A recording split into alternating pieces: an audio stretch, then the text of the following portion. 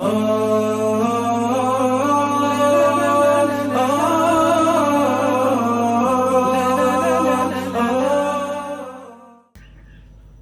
hamdalillah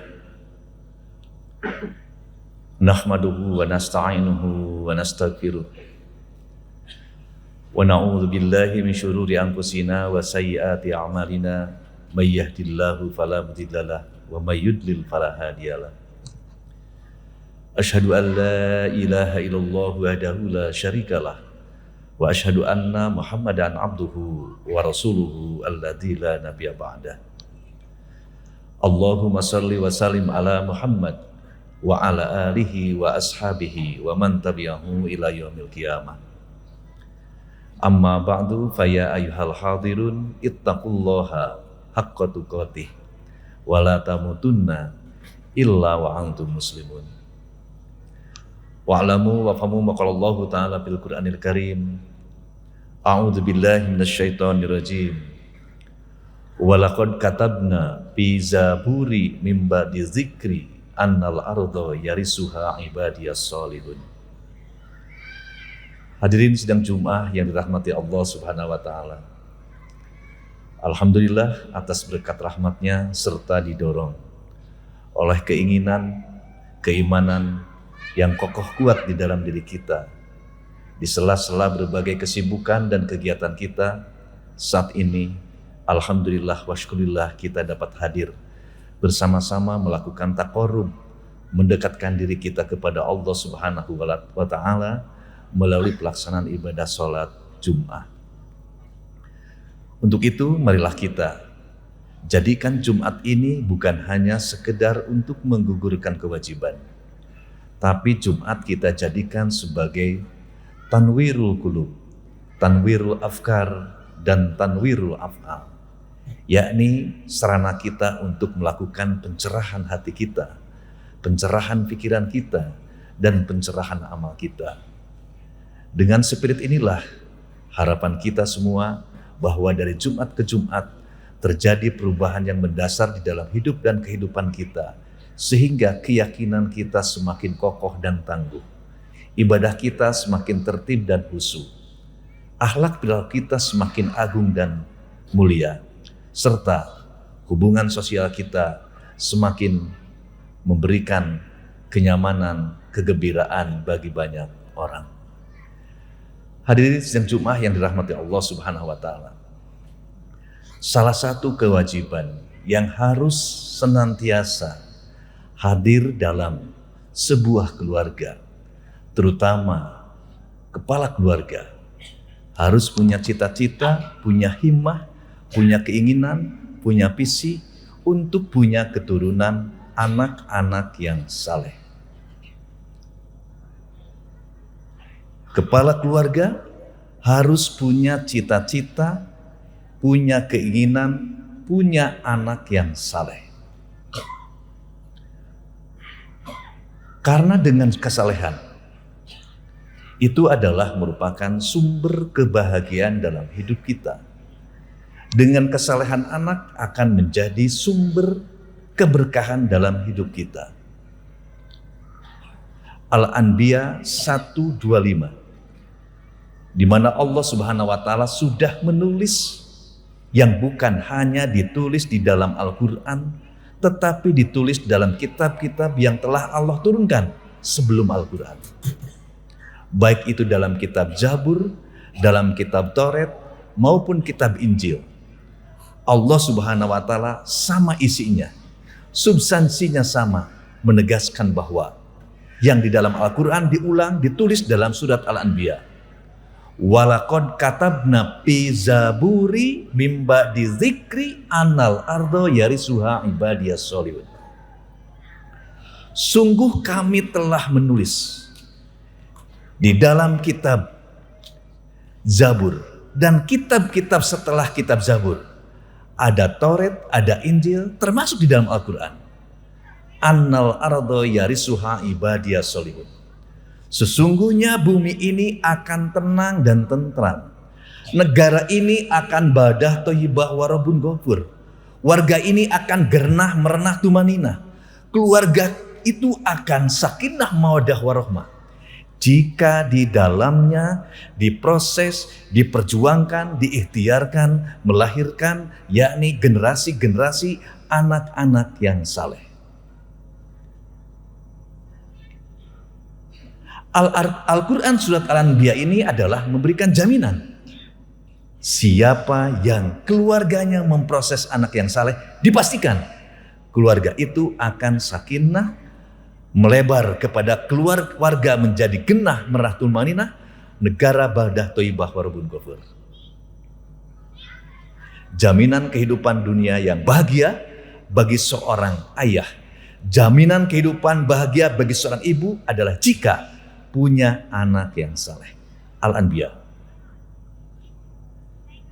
Rasul yang agung Muhammad SAW menguatkan dan menegaskan kembali di dalam hadis riwayat Imam Bukhari dan Muslim yang diterima dari Abi Hurairah.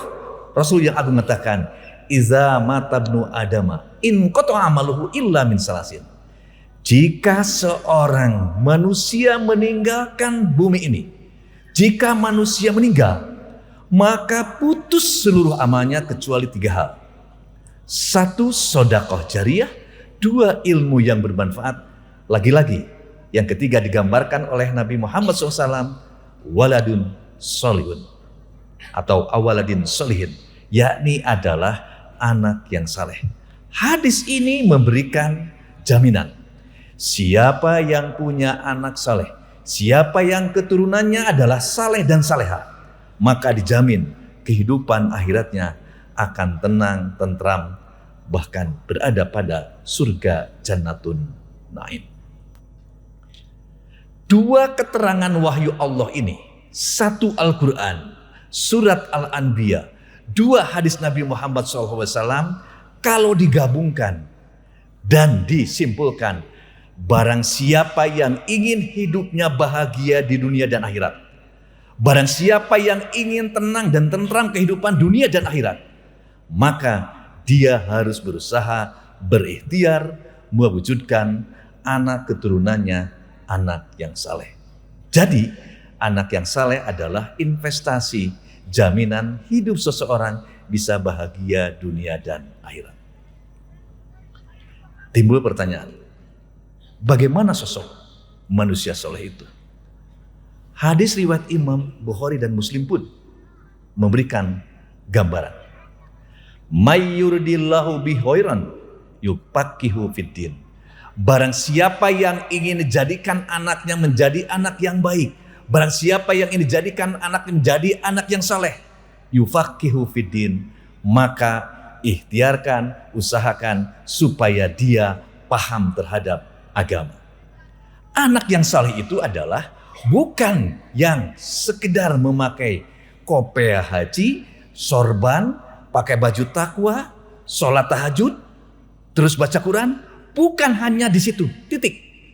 Tetapi anak yang saleh adalah anak yang paham, ngerti terhadap agama Allah Subhanahu wa Ta'ala.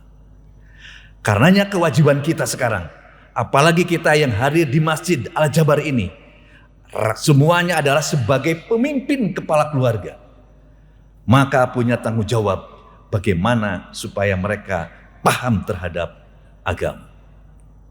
Paling tidak, ada langkah yang harus kita lakukan. Bagaimana supaya anak kita paham terhadap agama?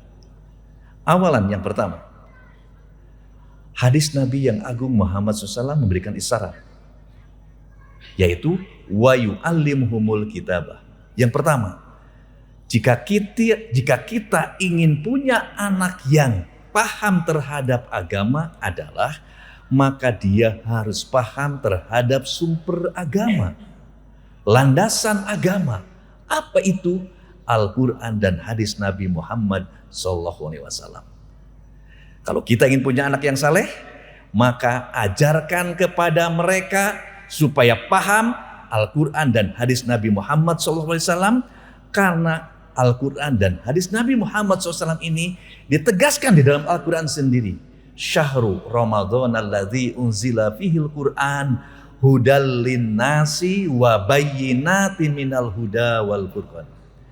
Mengapa anak kita supaya paham dan ngerti terhadap agama, paham terhadap Al-Quran? Sebab Al-Quran dan hadis Nabi Muhammad itu adalah sebagai hudan linnasi, sebagai petunjuk bagi manusia, sehingga dengan petunjuk itu manusia bisa membedakan mana yang hak dan mana yang batil, mana yang baik, mana yang buruk, mana yang halal dan mana yang haram.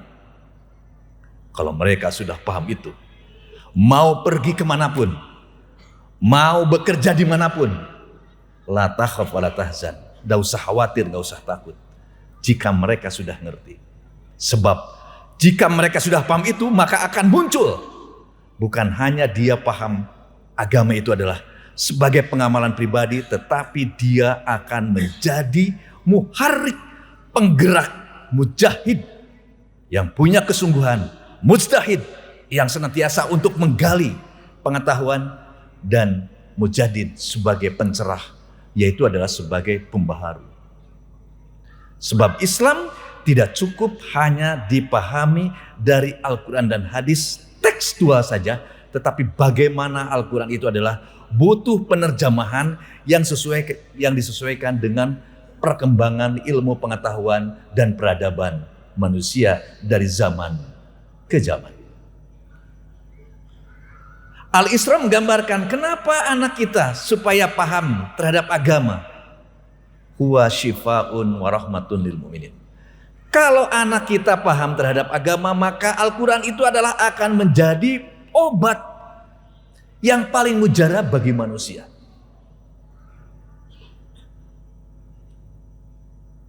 Syekh Manal Qattan di dalam kesimpulannya, di dalam Mabahis fi Ulumul Quran, menegaskan wal Qur'anu bitilkal khasa'isi yu'alijul mushkilatil insaniyah bi syatta mawafiqil hayat ar-ruhiyah wal aqliyah wal istima'iyah wal iktisadiyah wasiyasah alajan hakimah. Jika anak kita paham terhadap Al-Quran, maka Al-Quran itu, hadis itu akan menjadi obat yang paling mujarab, paling tidak dalam 5 hal. 1, obat yang paling mujarab terhadap jiwa manusia.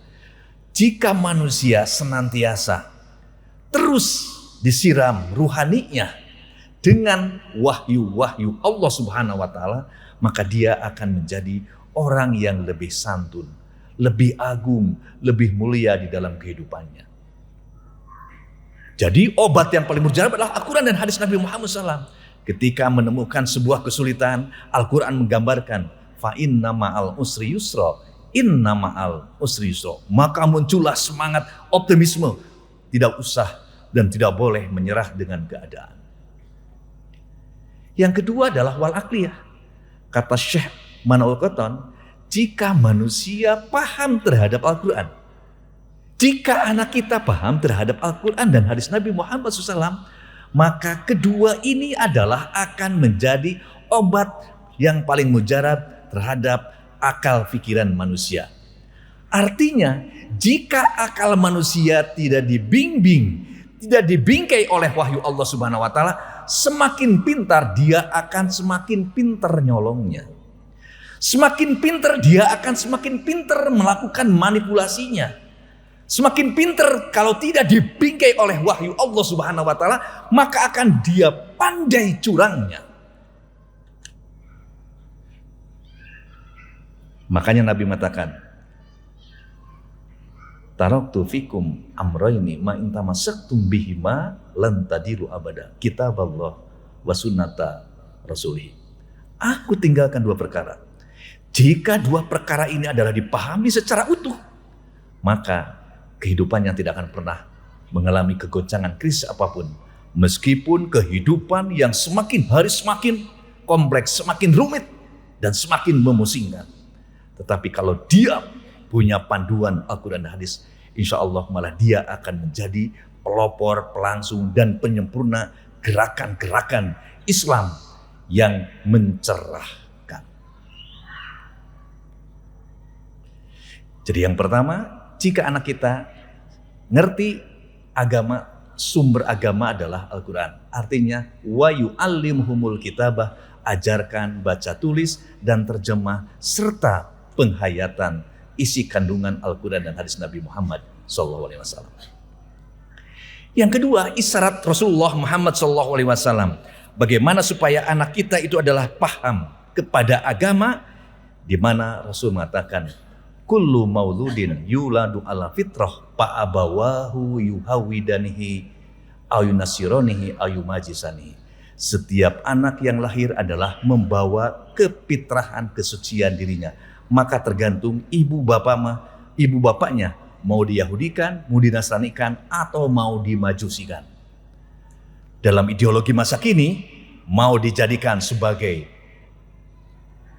paham komunis, paham materialis, atau paham-paham lainnya, maka tergantung ibu dan bapaknya. Mau dijadikan baik atau buruk adalah ibu dan bapak punya peranan yang sangat penting untuk anak-anaknya. Nah, bagaimana langkah yang selanjutnya? Dalam langkah kedua ini adalah Rasul yang agung memberikan isyarat bahwa supaya anak paham terhadap agama itu, yang pertama ajarkan baca tulis Al-Quran, maka yang kedua carikan lembaga pendidikan yang memang akan mengarah suasana, tradisi keilmuannya itu adalah tradisi Al-Quran dan hadis Nabi Muhammad SAW. Secara logika, jika anak kita dimasukkan ke program studi perawat, sangat kecil kemungkinan paham terhadap Al-Quran dan hadis Nabi Muhammad SAW. Atau dibalik, jika anak kita dimasukkan ke pondok pesantren, maka sangat kecil kemungkinan dia akan menjadi perawat, bidan, analis, ataupun disiplin ilmu-ilmu yang lainnya. Jadi tahapannya, ajarkan baca tulis Al-Quran. Yang kedua, carikan lembaga pendidikan. Jangan hanya dilihat kerennya saja lembaga pendidikan itu. Jangan dilihat bahwa di situ adalah alumni-alumninya adalah memang sudah mendunia. Tetapi kalau tidak punya akhlak, lebih bahaya lagi kalau mereka menjadi pemimpin. Rasul yang agung mengatakan, al-adabu hasanun walakin fil umaro ahsanun. Akhlak bagi masyarakat, bagi manusia biasa itu baik. Tetapi bagi pemimpin, akhlak itu adalah sangat menentukan arah kiblat kehidupan bangsa dan negaranya. Jadi siapkan anak kita, meskipun profesinya apapun, kalau paham terhadap Al-Quran dan masukkan kepada lembaga pendidikan, minimal adalah di pendidikan dasar menengah. Di situ adalah ada diajarkan baca tulis Al-Quran, diajarkan pemahaman ayat-ayat suci Al-Quran. Setelah beres dari situ, yang senangnya menjadi tentara, masukkan tentara. Yang senangnya menjadi polisi, masukkan ke polisi. Yang jadi pengacara, masukkan ke pengacara. Yang jadi politisi, masukkan politisi. Yang jadi pengusaha, masukkan pengusaha. Maka buahnya nanti, kalau mereka sudah selesai, karena pernah belajar, paling tidak mereka akan menjadi tentara yang islami, menjadi polisi yang islami, menjadi pengacara yang islami, menjadi hakim yang islami, menjadi politisi yang islami. Dan itulah yang dibutuhkan oleh kita. 2045 Indonesia emas itu adalah harus dilahirkan dari rahim kaum muslimin ini. Karena bangsa ini adalah bangsa yang didirikan, yang diperjuangkan oleh para syuhada, para ulama pada menjelang kemerdekaan dan saat-saat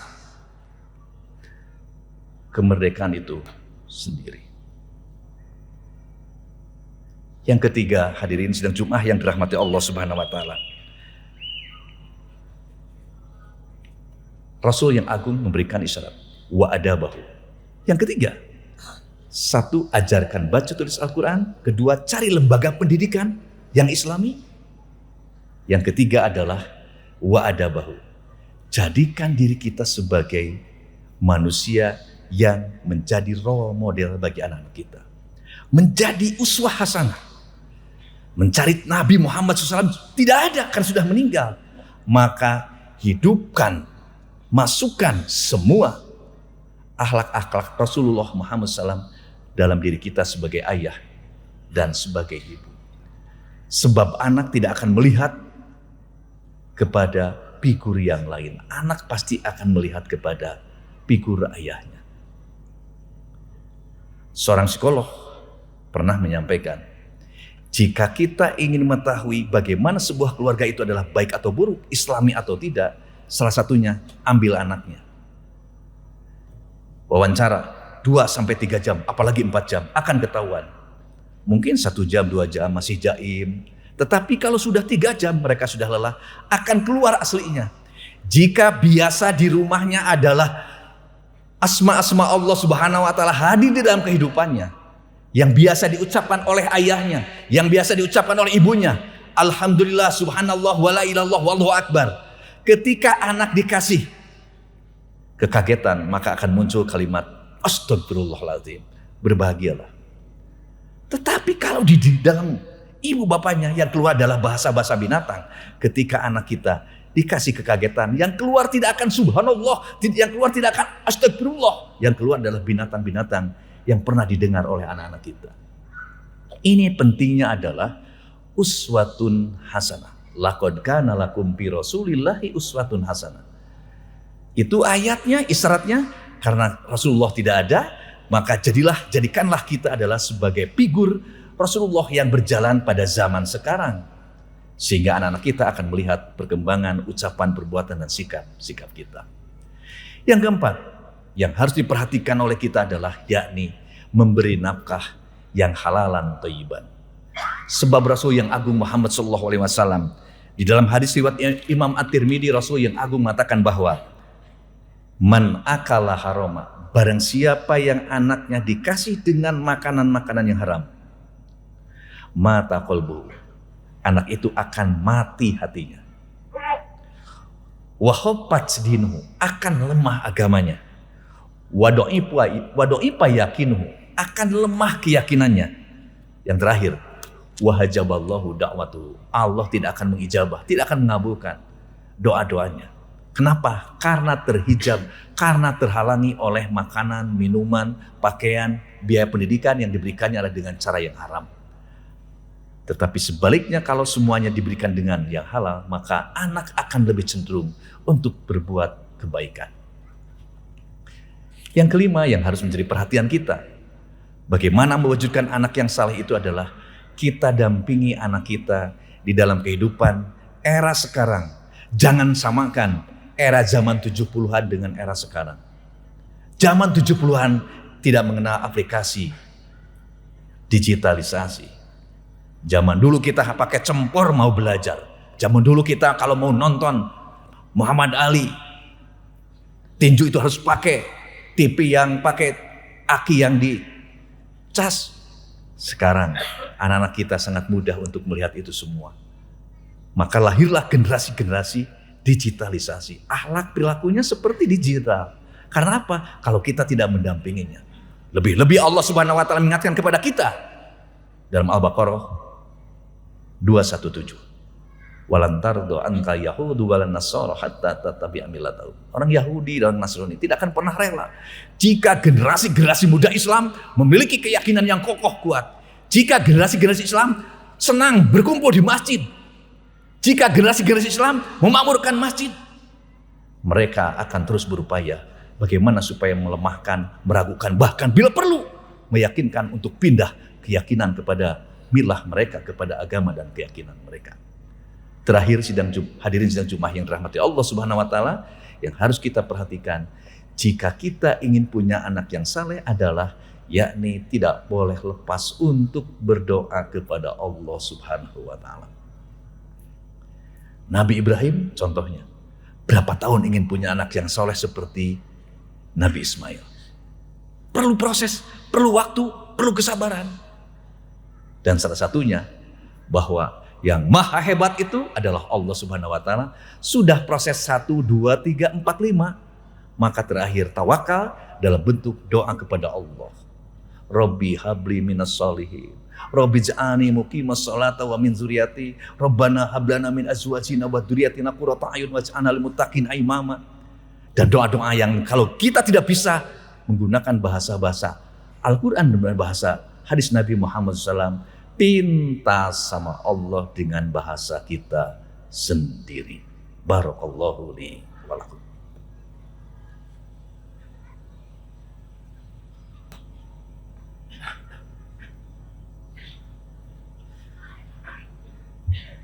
Alhamdulillah. Alhamdulillahilladzi waqafa wassalatu wassalamu ala nabi mustafa wa ala alihi wa ashabihi ahli sidqi wal wafa. Raditu billahi rabba wa bil islami dina wa bi Muhammadin nabiyya wa rasulah. Hadirin yang Jum'ah yang dirahmati Allah Subhanahu wa taala, salah satu kewajiban kita supaya hidup kita nyaman dunia dan akhirat, supaya keluarga kita sakinah mawaddah warahmah, supaya warga kita juga tenang, tentram, rukun, damai, dunia juga adalah damai. Maka masing-masing keluarga bagaimana caranya punya spirit untuk mewujudkan anak keturunan kita menjadi anak yang saleh. Mengapa? Sebab anak yang saleh adalah akan menjadi investasi sumber kedamaian di dalam kehidupan. Langkahnya, ajarkan baca tulis Al-Quran. Cari lembaga pendidikan yang akan menguatkan supaya dia sehari-harinya adalah Al-Quran dan hadis menjadi ilmu yang tidak pernah terlupakan. Jadikan diri kita sebagai uswatun hasanah, berikan nafkah lahir, nafkah batin dengan cara yang halal, dan pantau, dampingi anak-anak kita dengan perkembangan ilmu pengetahuan dan teknologi, serta jangan pernah lupa untuk senantiasa berdoa kepada Allah Subhanahu wa taala. Jika ikhtiar itu sudah dilakukan, tinggal tawakal kepada Allah. Biarlah Allah Subhanahu wa taala yang memberikan putusan-putusan terbaik bagi kita. Demikianlah yang dapat sampaikan dalam khutbah singkat ini. Mudah-mudahan ini bisa menjadi bagian tak terpisahkan dalam upaya tanwirul qulub, tanwirul afkar, dan tanwirul amal, yaitu mencerahkan hati kita, mencerahkan pikiran kita, dan mencerahkan amal kita, sehingga nanti kita lahir anak-anak dan generasi-generasi kita adalah generasi mujtahid, mujadid, dan mujahid Islam rahmatan lil alamin. Akhirnya marilah kita memohon kehadirat Allah Subhanahu wa taala. Semoga Allah Subhanahu wa taala melindungi, menjaga langkah-langkah kita untuk wujudkan anak-anak kita yang saleh. Allahumma ighfiril mu'minina wal mu'minat wal muslimina wal muslimat al ahya minhum wal amwat. Allahumma inna nas'aluka salamatan fid din wa afiyatan fil jasad wa ziyadatan fil ilmi wa barakatan fil rizqi wa taubatan qablal maut wa maghfiratan ba'dal maut. Allahumma rabbana hablana min azwajina wa dzurriyyatina qurrata a'yun waj'alna lil muttaqina imama. Allahumma rabbana taqabbal minna innaka antas samiul alim wa tub alaina innaka antat tawwabur rahim. Rabbana atina fid dunya hasanah wa fil akhirati hasanah wa qina azabannar wadkhilna jannata mal abror ya aziz ya karim bi rahmatika ya arhamar rahimin. Amin ya Allah ya rabbal alamin. Ibadallah, nasrul minallah wa fatun qarib wa basyiril mu'minin. Assalamualaikum warahmatullahi wabarakatuh.